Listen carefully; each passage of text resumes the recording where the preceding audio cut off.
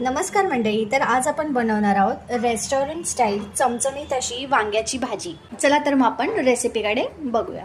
बाउलमध्ये हळद टाकून घेते, थोडीशी मिक्स करून घेते आणि मीठ. मी आता 3 वांगी घेतली आहेत, त्यांना अशा प्रकारे कट केल्या, 4 भाग केलेत त्यांचे एका वांगीचे आणि मी आता त्यांना ह्याच्यात भिजवायला घालते.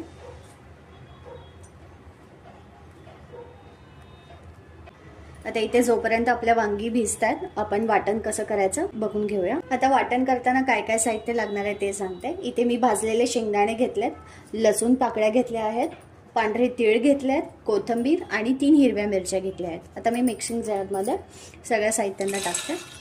शेंगदाणे भाजून घ्यायचे व्यवस्थित, लसूण, पांढरे तीळ, हिरवी मिरची. आता याच्यात काही मसाले जातील.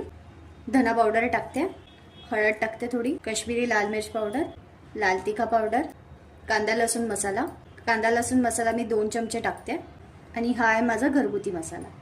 चवीनुसार मीठ आणि तेल आणि सगळ्यात शेवटी कोथिंबीर टाकून घ्यायची. मी हे वाटण बिना पाण्याचं वाटणार आहे म्हणून मी याच्यात तेल ॲड केलेलं आहे. आता आपण याला वाटून घेऊया. तर आपला इथे असा मसाला पूर्णपणे रेडी आहे. आता आपण हा वांग्यांमध्ये भरून घेऊया. इथे आपले वांगे चांगले वॉश होऊन आलेत. आता आपण यांचं थोडंसं साफ करूयात मागून.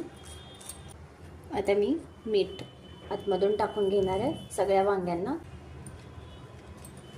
आता आपण मसाला भरून घेऊया.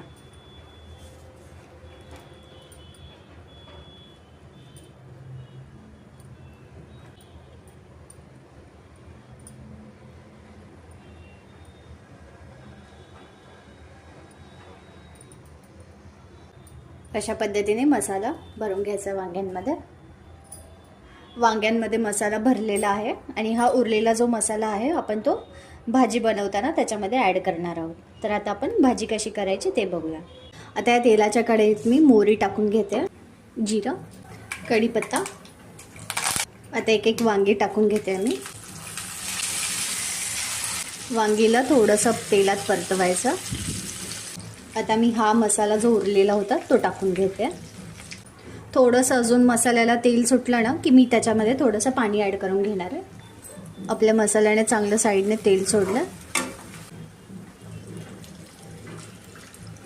अर्धा ग्लास पाणी ॲड करून घेते आणि आता मी हे 10 मिनिटासाठी झाकण लावून ठेवणार आहे. तर आपले 10 मिनिटं झालं, झाकण उघडून बघूया. आपली भाजी बरोबर झालेली आहे, व्यवस्थित झाली आहे. वांगा पण शिजला चांगला. आता गॅस बंद करते. आता मी इथे वरतून थोडी कोथिंबीर टाकणार आहे. आपली भाजी रेडी आहे. आता आपण याला सर्व करायला घेऊया. तुम्हाला जर ही रेसिपी आवडली असेल तर प्लीज माझ्या चॅनेलला लाईक, शेअर अँड सबस्क्राईब करायला विसरू नका. थँक्यू.